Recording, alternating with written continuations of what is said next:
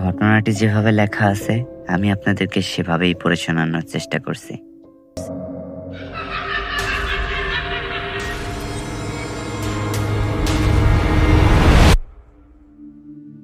গভীর রাত, আকাশে চাঁদ নেই, শুধু মেঘের আড়ালে লুকিয়ে থাকা এক অদ্ভুত অন্ধকার। শহরের শেষ প্রান্তে দাঁড়িয়ে থাকা ছোট্ট হাসপাতালের সামনে তখনও একটা অ্যাম্বুলেন্সের ইঞ্জিন চালু রেখে অপেক্ষা করছে। চালকের নাম রাশেদ। বহু বছর ধরে সে এই কাজ করছে। রাত দিন, বৃষ্টি ঝড় সবকিছুর মধ্যেই অসুস্থ মানুষকে হাসপাতালে পৌঁছে দেওয়ার তার দায়িত্ব। সেদিন রাতটা অন্যরকম ছিল। ঘড়িতে তখন প্রায় 2টা বাজে। হঠাৎ জরুরি কল এলো। একজন গুরুতর রোগীকে পাশের গ্রামের ক্লিনিকে নিতে হবে। রাস্তা গুনশান আর জায়গাটা একটু দূরের পুরোনো এক কাঁচা রাস্তা দিয়ে যেতে হয়, যেটা নিয়ে নানা ভয়ঙ্কর গল্প শোনা যায়। রাশেদ এসব বিশ্বাস করতো না। সে দ্রুত গাড়ি ঘুরিয়ে রুগী আর তার স্বজনদের নিয়ে রওনা দিল। প্রথমে সবকিছুই স্বাভাবিক ছিল। অ্যাম্বুলেন্সের সাইরেনের শব্দ ভেদ করে রাতের নীরবতা কাঁপছিল। চারপাশে শুধু ঝোপঝাড় আর অন্ধকার। কিছু দূর যাওয়ার পর হঠাৎ রাশেদের চোখে পড়ল রাস্তার মাঝে কেউ দাঁড়িয়ে আছে। সে ব্রেক চাপলো। দূর থেকে দেখা গেল একজন মহিলা সাদা শাড়ি পরে দাঁড়িয়ে আছে, মাথা নিচু, চুল মুখ ঢেকে রেখেছে। এক রাতে এমন নির্জন জায়গায় একজন মহিলা, ব্যাপারটা একদমই অদ্ভুত লাগলো তার। রাশেদ হর্ন বাজালো, কোনো সাড়া নেই। পেছন থেকে রোগীর স্বজন বলল, ভাই দ্রুত যান, সময় নেই। রাশেদ আবার হর্ন দিল, কিন্তু মহিলা নড়ল না। বাধ্য হয়ে সে গাড়ি থেকে নেমে এগিয়ে গেল। আপা, রাস্তা ছাড়েন। হ্যালো আপা, শুনছেন? রাস্তা ছাড়েন। মহিলা ধীরে ধীরে মাথা তুলল। রাশেদের বুক কেঁপে উঠল। মুখটা যেন ঠিক মানুষের মতো না, চোখ দুটো অস্বাভাবিক বড় আর ঠোঁটে এক অদ্ভুত হাসি। হঠাৎ করেই সে এক পা সামনে এগিয়ে এলো। রাশেদ ভয়ে পেছনে সরে গেল, কিন্তু ঠিক তখনই মুহূর্তের মধ্যে মহিলাটা অদৃশ্য হয়ে গেল। রাশেদ থমকে দাঁড়িয়ে রইল। শরীর ঠান্ডা হয়ে গেছে।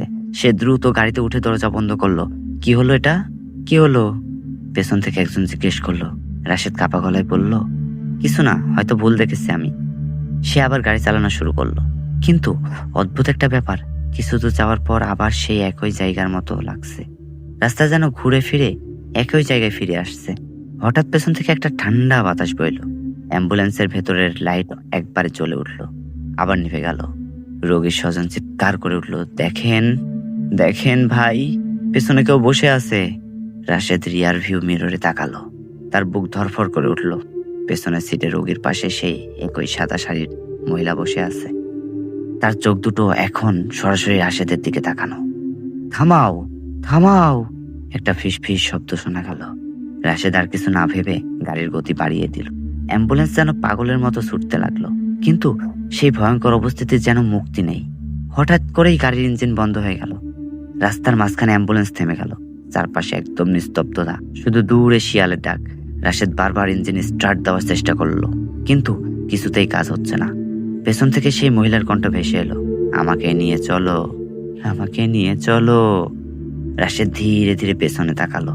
মহিলার মুখটা এবার পুরোপুরি দেখা যাচ্ছে। চোখের জায়গা শুধু অন্ধকার আর গর্ত, আর ঠোঁট ছিঁড়েও যাওয়ার এক বিকৃত হাসি। হঠাৎ করে সে রোগীর দিকে ঝুঁকে পড়ল। রোগী চিৎকার করে উঠল, তারপর নিস্তব্ধ হয়ে গেল। রাশেদও চিৎকার করে উঠল। ঠিক তখনই দূরে একটা ট্রাকের আলো দেখা গেল। আলোটা যত কাছে আসতে লাগলো, সেই মহিলা অবয়বটা ধীরে ধীরে মিলিয়ে যেতে লাগলো। হঠাৎ করেই অ্যাম্বুলেন্সের ইঞ্জিন আবার চালু হয়ে গেল। রাশেদ সুযোগ বুঝে দ্রুত গাড়ি চালিয়ে সামনে এগিয়ে গেল। কিছুক্ষণ পর তারা ক্লিনিকে পৌঁছে গেল, কিন্তু সেখানে পৌঁছে যা দেখা গেল তা আরো ভয়ঙ্কর।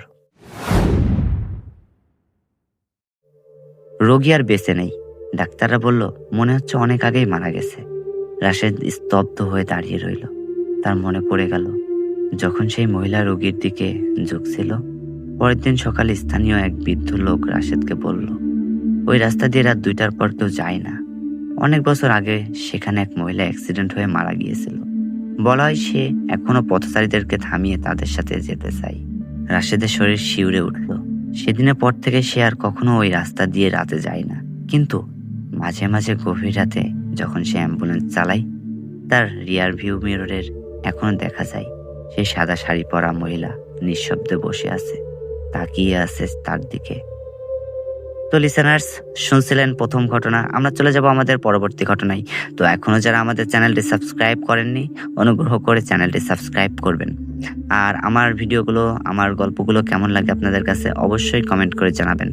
আপনাদের উৎসাহ পেলে আমি সামনে আরো বেশি ভালো ভালো ভয়ের গল্প নিয়ে হাজির হব আপনাদের মাঝে। আমরা বেশি কথা বাড়াবো না, আমরা সরাসরি চলে যাব আমাদের পরবর্তী ঘটনায়। তো চলুন শুরু করা যাক আমাদের পরবর্তী ঘটনা।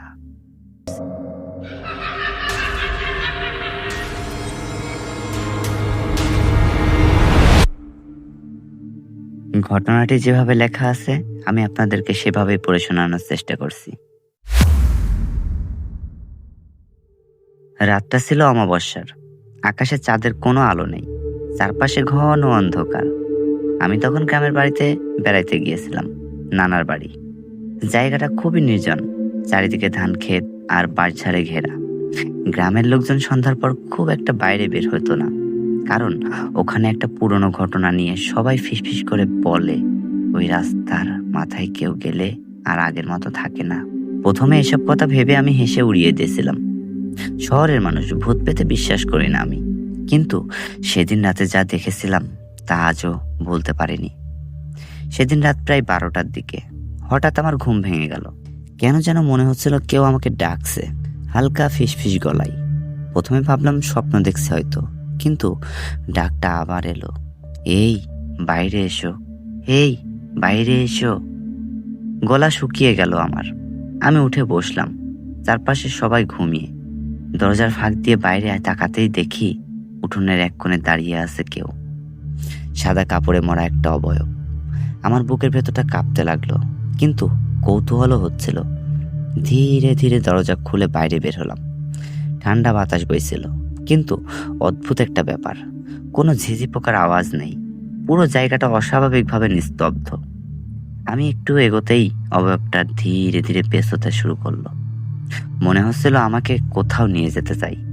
আমি নিজেকে সামলাতে পারছিলাম না, যেন কোনো অদৃশ্য শক্তি আমাকে টানছে। হাঁটতে হাঁটতে উঠোনে পেরিয়ে গ্রামের সেই কাঁচা রাস্তায় চলে এলাম, যেটার কথা সবাই ভয় পেত। রাস্তার দুই পাশে ঘন বাঁশঝাড়, বাতাস না থাকলেও বাঁশের পাতা কাঁপছে, শব্দ হচ্ছে খসখস খসখস। হঠাৎ দেখি সামনে সেই সাদা অবয়বটা থেমে গেছে। আমি দাঁড়িয়ে গেলাম। কে তুমি? কে? কাপা গলায় জিজ্ঞেস করলাম তাকে। কোনো উত্তর এলো না। ধীরে ধীরে অবয়বটা আমার দিকে ঘুরলো। আমি যা দেখলাম তার জীবনে কোনোদিন বলতে পারবো না। ওটার মুখ ছিল না, একটা ফাঁকা গলা গহ্বর, যেন চোখ নাক মুখ কিছুই নেই, শুধু অন্ধকার আর অন্ধকার। আমি চিৎকার করতে চাইলাম, কিন্তু গলা দিয়ে কোনো শব্দ বের হলো না আমার। ঠিক তখনই পেছন থেকে আরেকটা শব্দ এলো, পায়ের আওয়াজ। ধীরে ধীরে ঘুরে তাকাতেই দেখি আরেকটা মানুষ দাঁড়িয়ে আছে, কিন্তু সে মানুষ নয়। তার মাথা কাত হয়ে আছে একদিকে, চোখ দুটো অস্বাভাবিক বড়, আর জিভ বের হয়ে আছে। সে ফিসফিস করে বলল, ওর সাথে কেন এসেছ? ওর সাথে কেন এসেছ? আমি পেছাতে লাগলাম, কিন্তু হঠাৎ বুঝতে পারলাম আমি আর নড়তে পারছি না। পা যেন মাটিতে আটকে গেছে আমার। সামনে সাদা অবয়বটা আবার আমার দিকে এগোতে শুরু করলো, ধীরে ধীরে এগোচ্ছে। প্রতিটা পদক্ষেপ মাটিতে যেন শব্দ হচ্ছিল, থপথপ থপথপ করে শব্দ হচ্ছে। আমার বুক ধরফর করতে লাগলো, মনে হচ্ছিল আমি এখানেই শেষ। ঠিক তখনই হঠাৎ চারপাশে একটা ঠান্ডা বাতাস বইতে শুরু করলো। বাঁশঝাড়গুলো জোরে জোরে দুলতে লাগলো। সেই শব্দের মধ্যে আমি স্পষ্ট শুনতে পেলাম অনেকগুলো কণ্ঠ একসাথে হাসছে, হা হা হা হা করে হাসছে, একটা ভয়ঙ্কর শীতল হাসি। আমি চোখ বন্ধ করে ফেললাম, মনে হচ্ছিল তারা আমাকে ঘিরে ফেলেছে। হঠাৎ কেউ আমার হাত শক্ত করে ধরে টান দিল। আমি চোখ খুলে দেখি আমার নানু ভাই। তিনি আমাকে জোরে টেনে নিয়ে দৌড়াতে লাগলেন। আমি তখনই আধা অচেতন, পিছনে তাকানোর সাহস ছিল না আমার। দৌড়াতে দৌড়াতে বাড়িতে ঢুকে দরজা বন্ধ করে দিলেন। আমি হাঁপাতে হাঁপাতে জিজ্ঞেস করলাম, ওগুলো কি ছিল? ওগুলো কি ছিল ভাই? ওগুলো কি ছিল নানু ভাই? নানু চুপ করে রইলেন কিছুক্ষণ, তারপর ধীরে ধীরে বললেন, তুই সেদিকে গিয়েছিলি, ওখানে অনেক বছর আগে একটা ঘটনা ঘটেছিল। এক মেয়েকে রাতে ওই বাঁশঝাড়ের পাশে মেরে ফেলা হয়েছিল। তারপর থেকে ওখানে কেউ গেলে ওরা আর তাকে ছাড়ে না। আমার শরীর ঠান্ডা হয়ে গেল। ওরা? আমি জিজ্ঞেস করলাম, ওরা কারা? নানু ধীরে ধীরে উত্তর দিলেন, একটা না, অনেকগুলো ওখানে আছে।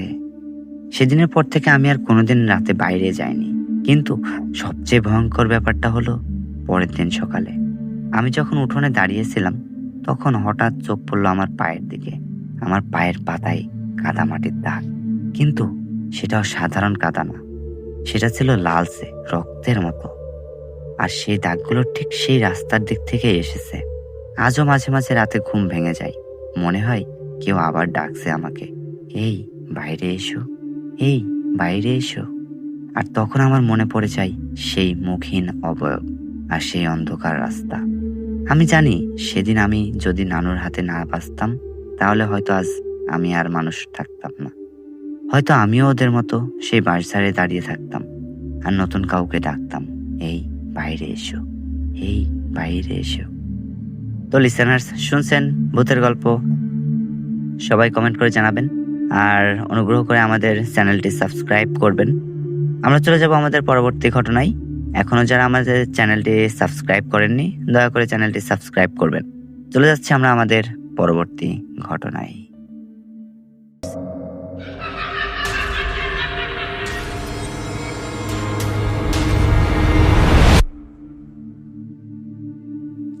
ঘটনাটি যেভাবে লেখা আছে আমি আপনাদেরকে সেভাবেই পড়ে শোনানোর চেষ্টা করছি। গভীর রাত, চারপাশে এমন নীরবতা যেন পৃথিবীটা হঠাৎ করেই থেমে গেছে। দূরে কোথাও কুকুরের মাঝে মাঝে ডেকে ওঠা ছাড়া আর কোনো শব্দ নেই। আকাশে মেঘ জমে আছে, চারটা মাঝে মাঝে লুকোচুরি খেলছে। ইমন তার পুরনো সাইলেন্ট মোটরসাইকেলটা চালিয়ে গ্রামের কাঁচা রাস্তা দিয়ে এগিয়ে যাচ্ছিল। রাত প্রায় 1টা হবে। সে পাশের গ্রাম থেকে ফিরছিল বাসায়। এক বন্ধুর বাড়িতে গিয়েছিল একটু কাজের জন্য। ইমন সাধারণত এত রাতে বের হয় না, কিন্তু সেদিন তার কোনো কারণে তার দেরি হয়ে গিয়েছিল। রাস্তার দুপাশে বিশাল বটগাছ আর বাঁশঝাড়। বাতাস নেই, তবুও বাঁশের পাতাগুলো কেমন যেন নিজে নিজেই নড়ছে। ইমন একবার পিছনে তাকালো, কিন্তু কেউ নেই। হঠাৎ তার মনে হলো কেউ যেন তাকে অনুসরণ করছে। সে গতি একটু বাড়ালো, কিন্তু তখনই একটা কর্কশ টানা কণ্ঠস্বর যেন বাতাসে কেটে তার কানে এসে লাগলো। ইমন হঠাৎ ব্রেক কষলো, বুকের ভেতরে ধুকপুকানি বেড়ে গেল। সে চারপাশে তাকালো, কিন্তু কেউ নেই। সে নিজেকে বোঝানোর চেষ্টা করলো, হয়তো এটা হ্যালুসিনেশন, কিছু না। আবার বাইক স্টার্ট দিল, কিন্তু কিছু দূর যেতেই তার বাইকের ইঞ্জিন নিচ থেকেই বন্ধ হয়ে গেল। পুরো রাস্তা অন্ধকার, হেডলাইটটাও নিভে গেছে। ইমন এবার সত্যিই ভয় পেয়ে গেল। সে বারবার কিক মারতে লাগলো, কিন্তু বাইক স্টার্ট হচ্ছে না। ঠিক তখনই সে শুনতে পেল মাটির ওপর দিয়ে কেউ যেন ধীরে ধীরে হেঁটে আসছে, খসখস খসখস শব্দে। শব্দটা তার পেছন থেকেই আসছে। ইমন ধীরে ধীরে ঘুরে তাকালো, আর তাকাতেই তার শরীর জমে গেল। দূরে বাজারে ফাঁক দিয়ে একটা লম্বা কালো অবয়ব দাঁড়িয়ে আছে, মাথা নিচু, কিন্তু চোখ দুটো জল করছে লাল আগুনের মতো। ইমনের গলা তখন শুকিয়ে গেল। সে দৌড়ে পালাতে চাইল, কিন্তু তার পা যেন মাটিতে আটকে গেছে। হঠাৎ সে অবয়বটা মাথা তুলে তাকালো। তার মুখ নেই, শুধু এক বিকৃত ছায়া। আর তার পরপরই অস্বাভাবিক গতিতে ইমনের দিকে এগিয়ে আসতে শুরু করলো। ইমন এবার চিৎকার করে উঠল, কে কে তুমি, কে? কিন্তু কোনো উত্তর নেই, শুধু এই ভয়ঙ্কর দৃষ্টি আর দৌড়ে আসা ছায়া। ইমন মরিয়া হয়ে বাইকটা আবার স্টার্ট দেওয়ার চেষ্টা করলো। ঠিক তখনই বাইক নিজে থেকে স্টার্ট হয়ে গেল। সে আর এক মুহূর্ত দেরি করলো না, গতি বাড়িয়ে দিল। কিন্তু পেছনে তাকাতেই তার বুক কেঁপে উঠল। ওই জিনিসটা তার পেছনে ছুটছে, মানুষের মতো না, মাটিতে পা ছোঁয়াচ্ছে না, যেন বাতাসে ভেসে আসছে। তার গতি যত বাড়ে সেটার গতিও তত বাড়ে। ইমন এখন সম্পূর্ণ আতঙ্কে। রাস্তা ফাঁকা, সামনে শুধু একটা পুরনো ভাঙা সেতু। গ্রামের সবাই জানে ওই জায়গাটা ভালো না, কিন্তু এখন তার আর কোনো উপায় নেই। সে সেতুর দিকে ছুটতে লাগলো। হঠাৎ তার কানে আবার সেই কণ্ঠস্বর, থামো ইমন, থামো, থামছো না কেন ইমন, থামো। কণ্ঠস্বরটা এবার তার একদম কানের পাশে। ইমন চিৎকার করে উঠল। সে বুঝতে পারলো ওটা আর পেছনে নেই, ওটা এখন তার ঠিক পাশেই। হঠাৎ তার বাইকের হ্যান্ডেল নিজে থেকেই কাঁপতে শুরু করলো। বাইক নিয়ন্ত্রণের বাইরে চলে যাচ্ছে। ইমন মরিয়া হয়ে নিয়ন্ত্রণে আনার চেষ্টা করলো। ঠিক তখনই সে চোখের কোণে দেখলো তার সমান্তরালে সেই জিনিসটা ভেসে যাচ্ছে। লম্বা কালো বিকৃত, আর মুখের জায়গাটা একটা গভীর অন্ধকার গর্ত, যেখান থেকে ঠান্ডা বাতাস বের হচ্ছে। ইমন আর সহ্য করতে পারলো না। সে চোখ বন্ধ করে আল্লাহর নাম নিতে লাগলো। হঠাৎ সবকিছু নিস্তব্ধ হয়ে গেল। বাইক নিজে থেকেই থেমে গেল। ইমন ধীরে ধীরে চোখ খুলল। সে এখন সেতুর উপরে দাঁড়িয়ে আছে। চারপাশে কোনো শব্দ নেই। সে ধীরে ধীরে পেছনে তাকালো, কিন্তু কেউ নেই, কিছুই নেই। সব যেন হঠাৎ উধাও হয়ে গেছে। ইমন আর এক মুহূর্তেও সেখানে দাঁড়ালো না। সে আবার বাইক চালিয়ে সোজা বাড়ির দিকে ছুটলো। বাড়িতে পৌঁছে দরজা বন্ধ করে সে হাঁপাতে লাগলো। তার শরীর একদম ঠান্ডা হয়ে গেছে, হাত পা কাঁপছে। সেদিন রাতে সে আর ঘুমাতে পারেনি। পরের দিন সকালে সে গ্রামের এক বৃদ্ধের কাছে ঘটনাটা বলল। বৃদ্ধটা সব শুনে চুপ করে থাকলেন। তারপর ধীরে ধীরে বললেন, তুমি যে জায়গাটাতে গিয়েছিলে, ওই বাজারের কাছে কয়েক বছর আগে এক লোক মারা গিয়েছিল। বলে ওটা জিন ছিল, মাঝে মাঝে গভীর রাতে পথচারীদেরকে ধাওয়া করে। ইমন স্তব্ধ হয়ে গেল। তার মাথায় তখনও সেই লাল চোখ দুটো ঘুরছে। সেই রাতের পর থেকে ইমন আর কখনো গভীর রাতে ওই রাস্তা দিয়ে যায় না। আর গ্রামের মানুষজনও বলে রাত 12টার পর ওই পথটা একেবারেই ফাঁকা থাকে, কারণ সবাই জানে ওখানে কেউ একজন এখনো অপেক্ষা করে অন্ধকারের ভেতরে নতুন শিকারের জন্য। তো লিসেনার্স, শুনছিলেন ভূতের গল্প। কেমন লাগলো আপনাদের কাছে আজকের এপিসোডটি? অবশ্যই আমাদেরকে কমেন্ট করে জানাবেন। আর এখনো যারা আমাদের চ্যানেলটি সাবস্ক্রাইব করেননি, অনুগ্রহ করে আমাদের চ্যানেলটি সাবস্ক্রাইব করবেন। নিত্য নতুন ভয়ের গল্প পেতে আমাদের চ্যানেলটি সাবস্ক্রাইব করে আমাদের পাশেই থাকবেন। তো আজকের এই ভয়ঙ্কর ঘটনার এখানেই শেষ, কিন্তু অন্ধকারের গল্প কিন্তু কখনোই শেষ হয় না। হয়তো এই মুহূর্তে কোথাও কেউ আমাদেরকে দেখছে, কেউ শুনছে, তাই সাবধানে থাকুন। আবার দেখা হবে পরের এপিসোডে আরো একটি ভয়ঙ্কর সত্যি গল্প নিয়ে। যদি সাহস থাকে অবশ্যই ফিরে আসবেন। আজকের এই গল্পটি যদি আপনাদের কাছে ভালো লেগে থাকে তাহলে ভিডিওটিতে লাইক দিন, চ্যানেলটি সাবস্ক্রাইব করুন এবং বেল আইকনটি অন করে রাখুন, কারণ আমরা খুবই শীঘ্রই নিয়ে আসছি আরো ভয়ঙ্কর এবং রহস্যময় সত্যি ঘটনা। আবার দেখা হবে পরের কোন এপিসোডে। ততক্ষণ পর্যন্ত সবাই ভালো থাকবেন, সুস্থ থাকবেন, নিরাপদে থাকবেন। আল্লাহ হাফেজ।